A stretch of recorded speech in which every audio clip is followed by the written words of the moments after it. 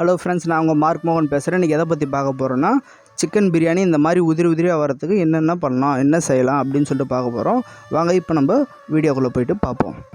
பிரியாணியாகோசம் unity basmati rice 1 kg ஊற வச்சு 2 time wash பண்ணி எடுத்து வச்சுக்கலாம்.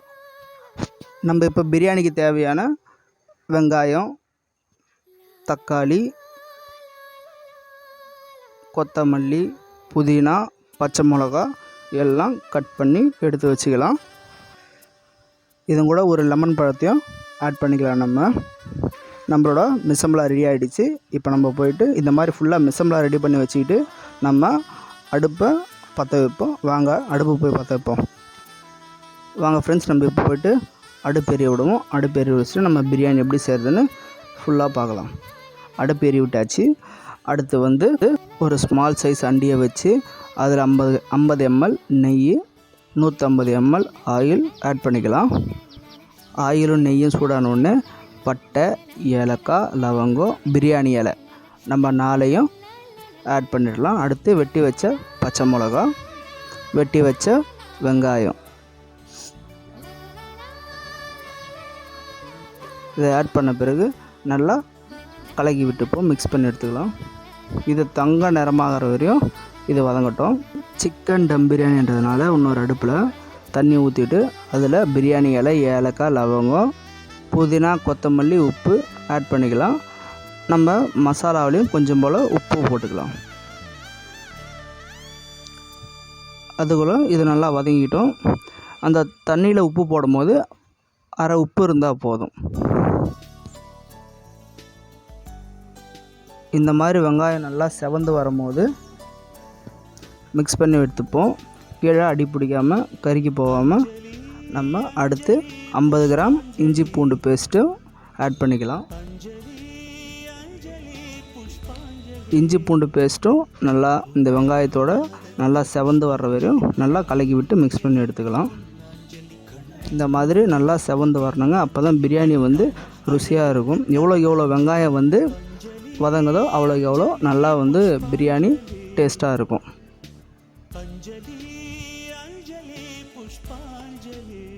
இந்த மாதிரி நல்லா எல்லாம் நல்லா மிக்ஸ் ஆகிட்டா நல்லா இருக்குங்க. உண்மையிலே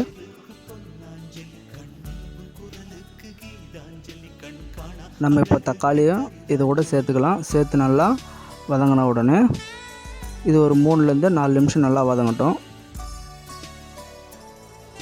தக்காளி நல்லா வதங்கினோடனே நம்ம ஒரு கப் எடுத்துகிட்டு 200 ml தயிர், வெறும் மிளகாத்தூள், மஞ்சத்தூள், பிரியாணி மசாலா இது 3த்தையும் ஆட் பண்ணி தனியாக எடுத்து வச்சுப்போம். இதில் போடுற ரேஷியோ போட்டிங்கன்னா கண்டிப்பாக 1 கிலோ பிரியாணிக்கு 1 கிலோ பிரியாணிக்கு உங்களுக்கு கரெக்டாக இருக்கும். காரம், அந்த உப்பு எல்லாமே சரியாக இருக்கும். நம்ம மசாலாவை இதில் ஆட் பண்ணிடலாம்.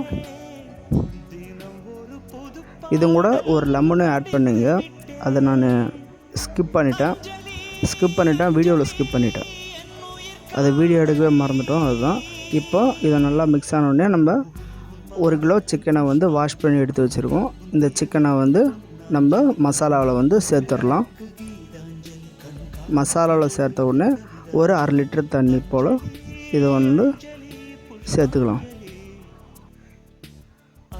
மசாலாவில் இந்த கறியை நல்லா திருப்பி மிக்ஸ் பண்ணி நல்லா விட்டுக்கிட்டு கொத்தமல்லி, புதினாவை கடைசியாக கொஞ்சமாக ஒரு கை போல் ஆட் பண்ணிக்கலாம். இதுவும் கூட கொஞ்சம் தண்ணி ஊற்றிக்கலாம். சிக்கன் நல்லா வேகிறதுக்கு ஏற்ற மாதிரி ஒரு 1/2 லிட்டர் தண்ணி இருந்தால் போதும். நம்ம சாப்பாடு வெடித்து போகிறதுனால அது மேலே லைட்டாக அந்த சாப்பாட்டிலேருந்து வடிக்கிற சுடு தண்ணியை கொஞ்சம் மேலே ஊற்றுவோம். அதனால் சிக்கன் நல்லா இந்த மாதிரி கொதிக்கிட்டோம். அப்போ தான் அந்த மசாலாவோட ரா ஃப்ளேவர், பச்சை வாசனைலாம் போனால் மசாலா நல்லா கொதிச்சிட்டே இருக்கட்டும். அதுக்குள்ளே நம்ம இப்போது அரிசியை உலை ரெடி ஆகிட்ருக்கோம். அந்த உலையை பார்ப்போம். அரிசி நல்லா தண்ணி கொதிக்க ஆரம்பிச்சிச்சு. இந்த மாதிரி கொதித்த உடனே வாஷ் பண்ணிக்கிற பாஸ்மதி ரைஸை நம்ம இதில் போட்டு கரெக்டாக 8 நிமிஷம் கழிச்சு இந்த ரைஸ் சரி நல்லா கொதிக்கிற தண்ணியில் 8 நிமிஷம் கழித்து போட்ட பிறகு நம்ம இதை ஸ்ட்ரெயின் பண்ணி எடுத்துக்கலாம். அது ஒரு ரைஸ் கூட அந்த ஸ்ட்ரெயினரில் விட்டுறாமல் எல்லா ரைஸும் எடுத்து சுடுதண்ணில் போட்டு நல்லா மிக்ஸ் பண்ணி விட்டு கரெக்டாக 8 நிமிஷம் டைம் பார்த்துங்க. 8 நிமிஷம் கழித்து அது ரெடி ஆகிட்ருக்கும். இந்த போல் மிக்ஸ் பண்ணி பார்த்துப்போம். ரைஸ் இப்போ ரெடி ஆகிடுச்சு, 8 நிமிஷம் ஆகிடுச்சு. இப்போ நம்ம இதை வந்து வடிச்சிக்கலாம். அந்த ரைஸை இந்த சுடு தண்ணி வந்து நம்ம வேஸ்ட் பண்ணக்கூடாது. இந்த சுடு தண்ணி தான் வந்து கடைசியாக வந்து நம்ம மேலே ஊற்ற போகிறோம். நம்ம ரெடி ஆகிடுச்சு. இப்போ அந்த ரைஸை வந்து இப்போது ஸ்ட்ரெயினரில் ஸ்ட்ரெயின் பண்ணிக்கலாம். ஸ்ட்ரெயின் பண்ணிட்ட பிறகு நெருப்பை ஸ்லோ பண்ணிவிட்டு நம்ம இப்போ மிக்ஸ் பண்ண அந்த மசாலா ரெடியாக இருக்குல்ல, அந்த மசாலாவில் வந்து இந்த ரைஸை போட்டணும். இந்த ரைஸை வந்து எல்லா இடத்துலையும் ஒரே இடத்துல கொட்டுறாமல் எல்லா இடத்துலையும் பரவலாக கொட்டணும். எல்லா இடத்துலையும் பரவலாக ஆட் பண்ணிவிட்டு இது மேலே சுடு தண்ணி இருக்குல்ல, நம்ம இப்போ அந்த ரைஸ் வடித்த தண்ணியிலே சுடு தண்ணி கரெக்டாக வந்து அந்த சுடு தண்ணி மேலே வந்து ஊற்றி ஈவனாக அந்த ரைஸோட அந்த மசாலாவும் ஈவனாக இந்த மாதிரி இருந்தால் அந்த சுடு தண்ணியை எடுத்து கரெக்டாக எல்லா இடத்துலையும் ஊற்றி விட்ருவோம். இந்த மாதிரி வந்து ரைஸும் இந்த தண்ணியும் வந்து ஈவனாக இருந்தால் கரெக்டாக இருக்கும். நம்ம இப்போ வந்து தட்டு போட்டு மேலே வந்து டம் போட்டுடலாம். கரெக்டாக வந்து ஒரு 1/2 hour 30 நிமிஷம் வச்சு பார்ப்போம். வாங்க, நம்ம இப்போ நெருப்பெல்லாம் மேலே போட்டுடலாம். இது மாதிரி வந்து அந்த பக்கத்து அடுப்பில் இருந்துல தண்ணி காய வச்ச அடுப்பில் அதுலேருந்து நெருப்பு எடுத்து கொஞ்சம் மேலே போட்டுறோம். அந்த மசாலா கீழே இருந்து நெருப்பு கொஞ்சம் கீழே இருக்கும். இப்போ கரெக்டாக டம்மாக இருக்கும். ஸோ 1/2 மணி நேரம் கழித்து பார்ப்போம். வாங்க, 1/2 hour ஆகிடுச்சு. ஓப்பன் பண்ணுவாங்க. வாங்க ஓப்பன் பண்ணி பார்க்கலாம். அந்த பிரியாணி ரைஸ் எப்படி இருக்குன்னு பாருங்கள் நீங்களே. இந்த மாதிரி பார்க்க தனித்தனியாக எல்லாம் பலன்னு இருக்குன்னா நான் போட்ட மசாலாங்க, ஆட் பண்ண தண்ணி எல்லாமே கரெக்டாக 1 கிலோ ரைஸ் இருக்கும். நீங்கள் எத்தனை கிலோ ரைஸ் யூஸ் பண்ணுறீங்களோ அதுக்கேற்ற மாதிரி ரேஷியோவை நீங்கள் ப்ளஸ் பண்ணிக்கோங்க. இந்த மாதிரி பலன்னு உதிரியாக பார்க்கவே நல்லாயிருக்கும். இதை வந்து வீட்டில் ட்ரை பண்ணி பாருங்கள், கண்டிப்பாக நல்லாயிருக்கும். பாருங்கள் எப்படி பார்க்க வந்து லுக்னஸாக தனித்தனியாக விழுது.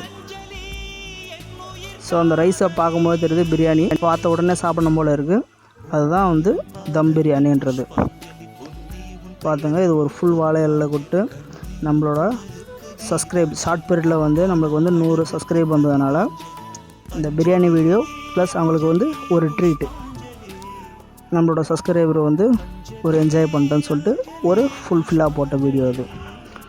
அந்த சப்ஸ்கிரைபே கூப்பிட்டு சாப்பிட வச்சோம். அவங்களும் சாப்பிட்டு நல்லா தான் இருக்குன்னு சொன்னாங்க. அவங்க ஃபேஸை பார்த்தாவே தெரியுதா, எல்லாம் சிரிச்சிட்டே நல்லா சாப்பிட்றாங்க. கண்டிப்பாக என்னோடய சேனலை